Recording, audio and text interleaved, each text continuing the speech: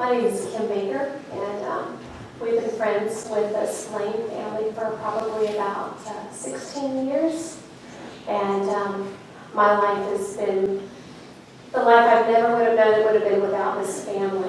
Jeff has taught me a lot of lessons in my life. He's taught me how to laugh. You can't be around Jeff Spillane without just feeling joy. Whether we're sitting around a campfire, whether he's chasing chickens, whether he's coming in and Lisa's yelling at him because he's bringing sawdust in the house one more time and didn't take off his boots. He was just always grinning and laughing, and he made you feel like you were the main person in the room, but there was nobody else. He would give you the attention that every person needed to feel, no matter what was going on. He loved to laugh. He especially loved to laugh at himself, and which was so much fun.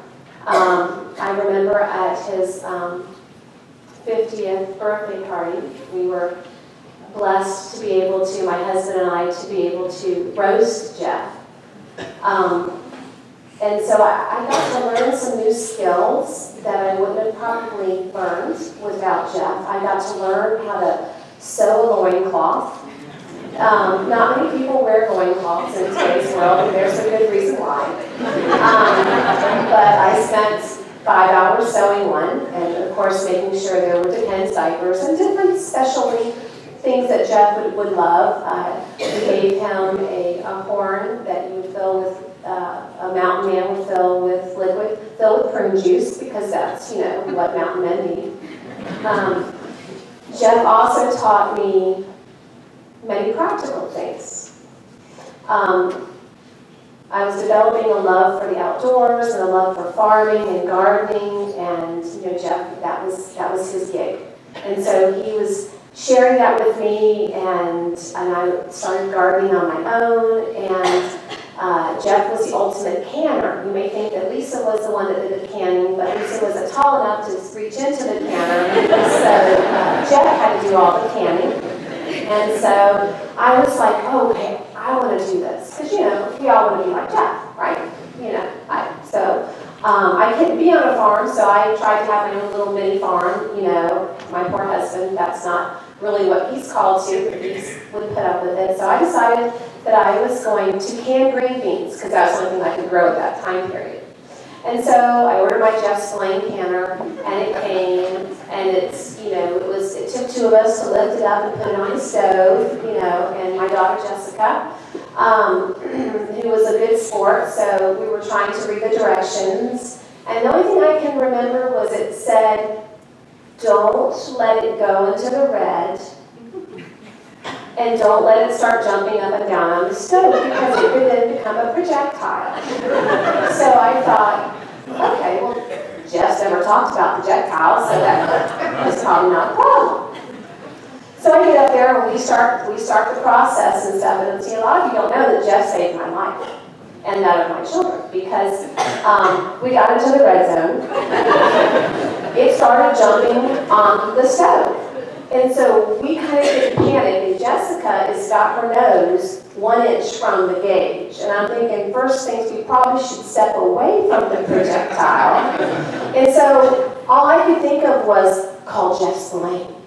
Now, a normal person would think of the obvious things, but no, I have to call Jeff Spillane. So I called Jeff. I said, oh my gosh, Jeff, the camera.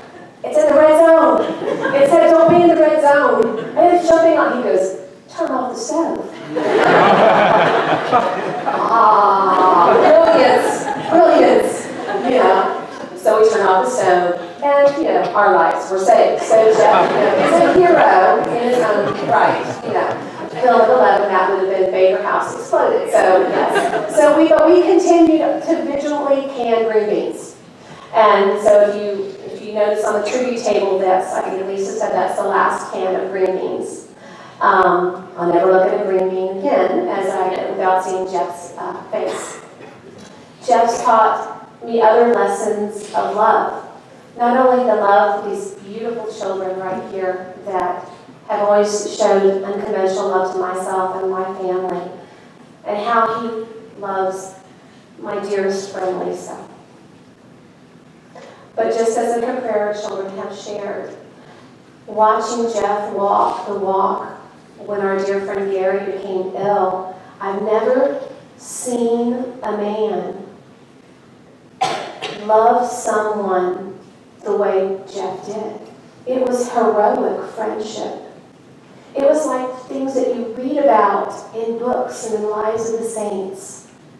He was there for that family every moment. I've never seen that before. And it was something that, all of us have that ability to be there for other people if we just take the time and to love each other where we are. It was heroic. And I'm thankful and I'm a better person from just experiencing Jeff.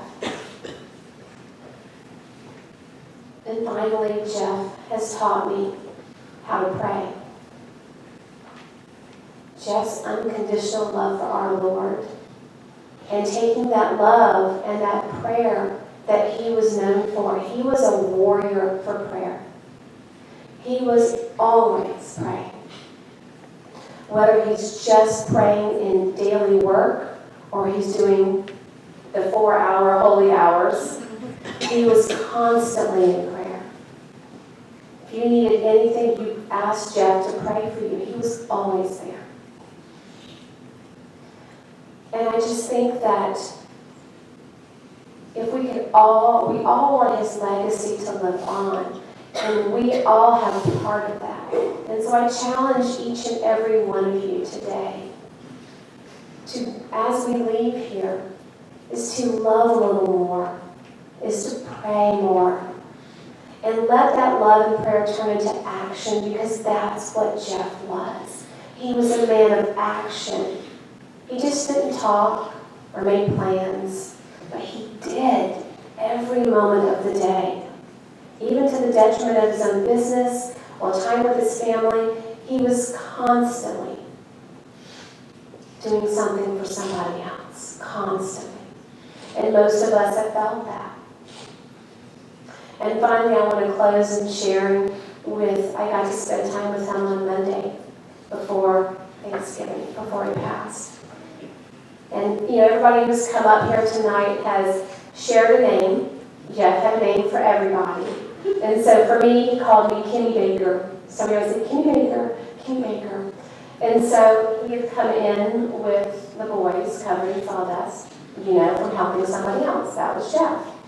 And he sat down with me, and I got to spend time with the boys who I hadn't been able to see. And so it was such a gift to be able to hear about broken arms and to hear about projects at school. And Jeff was just so proud.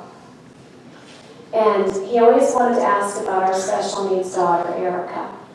And he used to always joke, because he said, God knew not to give him a daughter like that she would have gone home a long time ago, because he couldn't keep anything sterile in that house.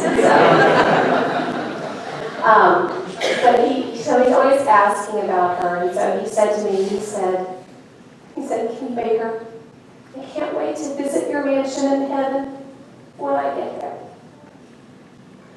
And I said, no, Jeff, I'll be visiting your mansion. We used to always joke about this. And he said, no. He said, I'll be camping out in the tent.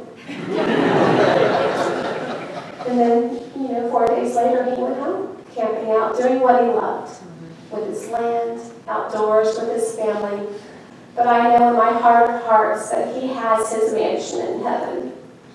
And I pray one day I'll be able to knock on his door and hopefully he'll let me in. But I really want to challenge everybody. Just love each other, cling to each other, pray for each other, and let his legacy go on. Be kind to your neighbors. Just take that love on and let Jeff's love continue to grow in each and every one of us and every person we